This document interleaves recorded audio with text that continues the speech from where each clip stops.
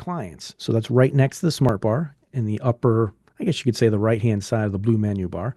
And this is where you're going to go and add your clients, all your contacts. Now, if you had any in Matrix, if you were a Matrix user, they should have copied over for you. They should all be in here. But if not, you have a brand new client. This is where you're going to add them. And what we're going to do is we're going to go in here and add ourselves as a client because we're going to do an exercise later. So we would just click on the far right, the plus add client. The screen comes up. All you need is the asterisk right here. So I'm just going to put in my information really quick. Now, if I had a spouse or a partner, you can add them in here at the same time. And one thing too to kind of look out for, you're only going to see the one person. So right now, if I add my wife in here and I send an email, it's just going to say John because I'm the first person. So if my wife was initiating this, you wanted to put her first and myself second, however you want to do it, whatever works for you.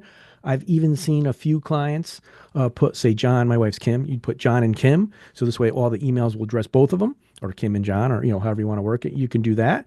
But right from here is where you can add the partner. You can also add this partner later. So if I'm just getting this email and I call up and say, hey, I want my wife to see it too, you can always add them in at another time.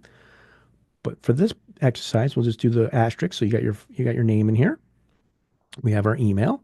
We come down here, status is active, and then we have type. So if we click in type, there's all different designations. This is basically for you. This is, I don't want to say a placeholder, but this is basically just your information. So if it's, a client, a prospect, whatever you want to designate them, you can go in here and designate that. I'll just say I'm a client, but you do have to have someone in this field, something in this field. So you can be as descriptive as you'd like. You can also do reverse prospecting. That's kind of covered in other classes, reverse prospecting, but you can do it right here. If you're not sure, you can always put no and come back in here and change it to yes or vice versa, however you want.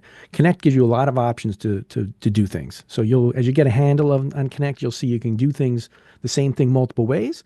We just say, adapt to whatever is easier and faster and quicker for you. But again, here, this, if you're not too sure, you can set it to no. You always have an opportunity to come back in here and say yes, and then just click add up here at the top. And you'll see you just add yourself right here in the database. I'm active. I'm a client. I have my MLS ID and the date and time we did that.